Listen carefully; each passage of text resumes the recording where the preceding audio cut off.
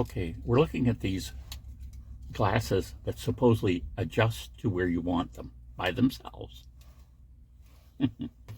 opposed to regular reading glasses.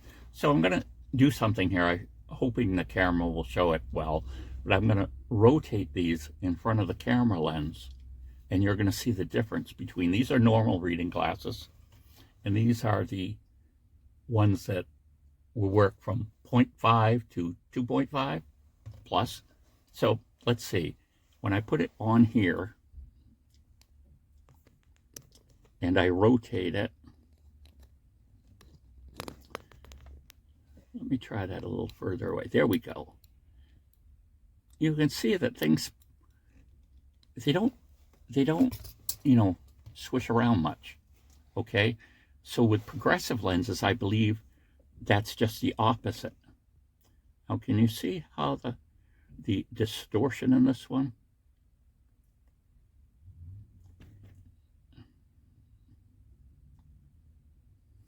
That seems to look different to me.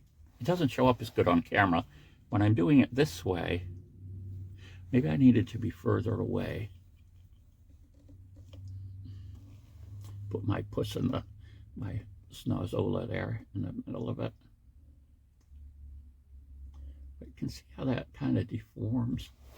And when I do it with the regular reading glasses, I don't get that big deformity kind of that this one gives me. So I'm thinking that this could be progressive. So although it's kind of hard to tell, one point could be, the lower point could be closer, and the higher point could be for further away. But it's kind of hard to tell. So I might have to devise something else. Now, if there was a way, which I don't see how there could be, because these, I don't have optical equipment to measure these at different points, although we could dig out a laser and try something. We might do that. But the point I'm kind of making here is, let's just say somehow magically these lenses could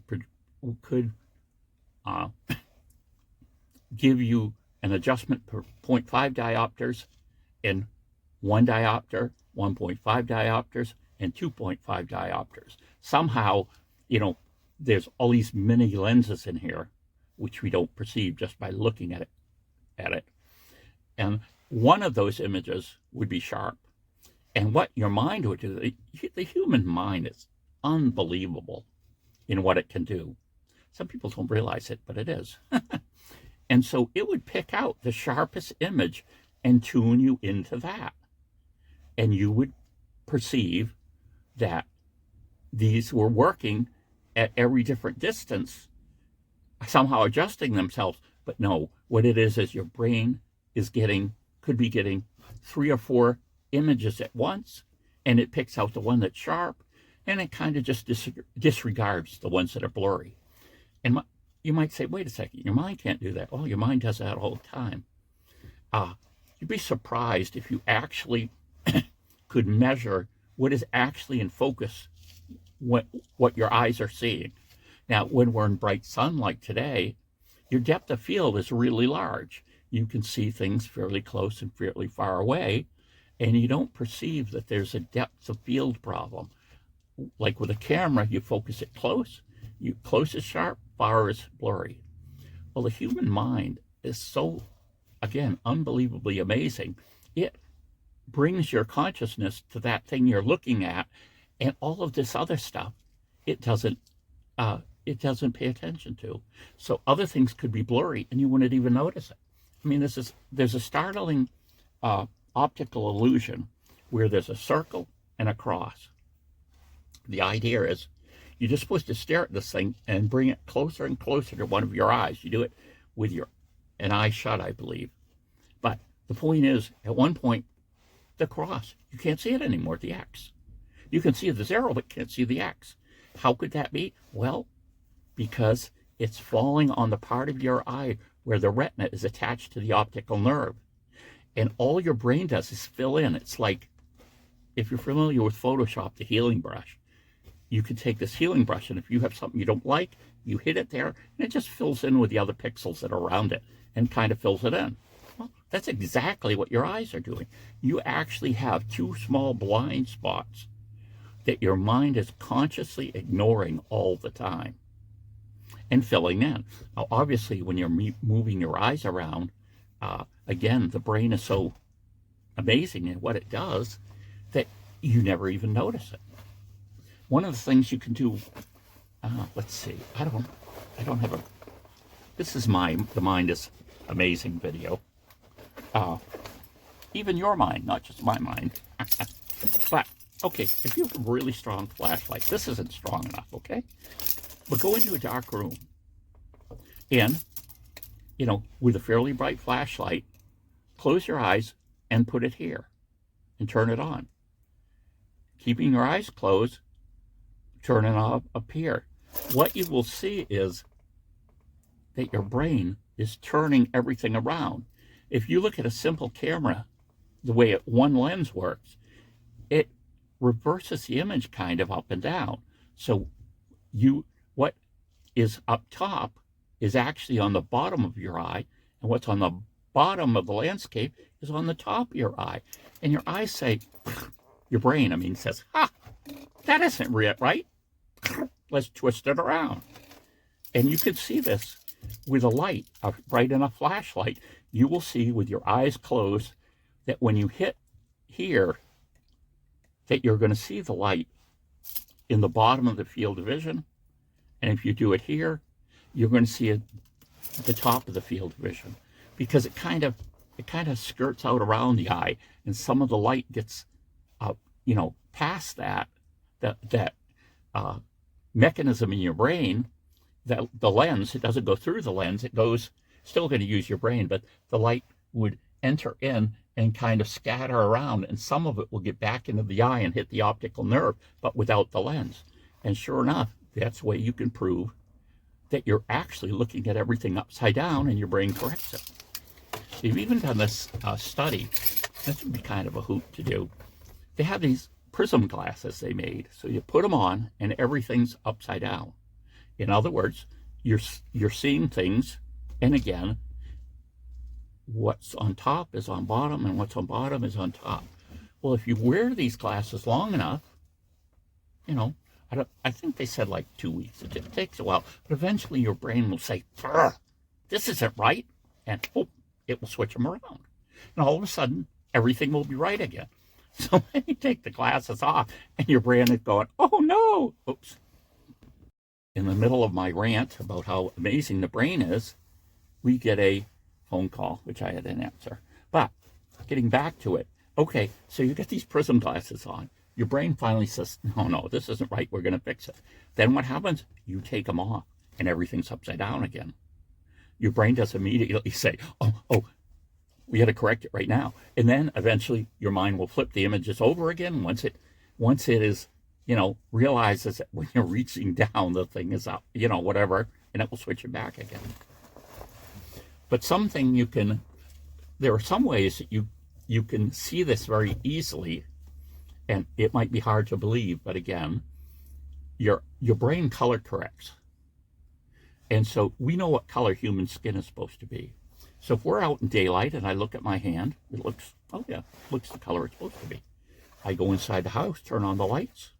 We'll say this is in the evening. And I look at my hand, it looks fine. Well, if I'm looking under a fluorescent light, chances are that light's actually a different color. And my hand isn't actually the color it appears to be, but the brain corrects. They've done this with, back in the older days before fluorescents and LEDs, we had tungsten bulbs with these filaments, which would be decidedly yellowish, reddish light.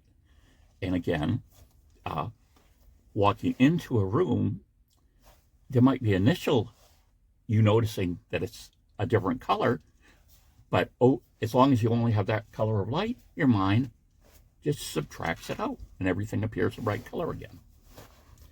And some way you can prove this is you have the tungsten lights be outside of the house when it's still, in that dusk period where you still have some daylight, and you look at your house and where the lights are turned on will be red. The windows will be yellowish, and I'm sure you've seen that. It's kind of harder with the LEDs because now they make LEDs of different colors, and I think there's a move to more change more things to the actual color of daylight, so you don't have that discrepancy as much. But with film photography, you used to see this problem a lot, and you have to correct for it. The film would accurately produce the color of what your skin was under tungsten light or fluorescent light or daylight, and really the only one that looked right was the daylight one. So you'd have these separate filters. Now with digital, automatic takes it all out, guesses the computer program, and it color balances, and usually you get the right thing. But our mind does all that. It's just amazing, very amazing. And so here's just a little bit more. We were talking about glasses at one point, right? But the human mind is so amazing. Some people say, well, we only use 25% of our brain, and that's foolishness. Don't let anyone tell you that's true or believe it, because that's ridiculous. Our brain is processing all kinds of information from all kinds of different sources at once.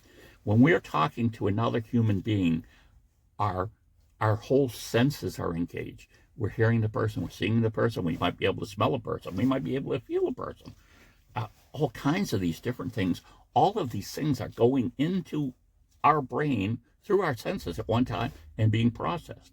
And that's a lot of stuff that's happening.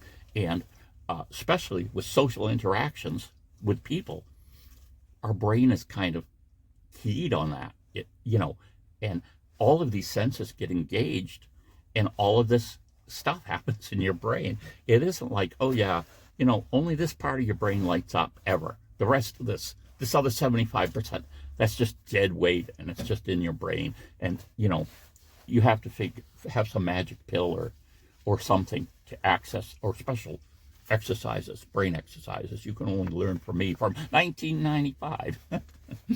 Do it now before you forget. So it's just crazy. The brain is amazing. The human brain is amazing, amazing, amazing. And what we do with social interactions with people is amazing. And what we see with body language, there's all kinds of things happening that are subliminal, I'll say. You don't actually realize it a lot of times, but you're picking up messages all the time. When you see someone walking, your body might be saying, they're walking like they're nervous. And that goes into your processing, and you might feel that, but you don't even realize it at that point. But all of these clues go in to our, through our senses to our mind, and the mind just processes them in an amazing way. So someday we'll get back to the classes. But there we go. The amazing mind. The mind of Mike. And your mind too. Bye.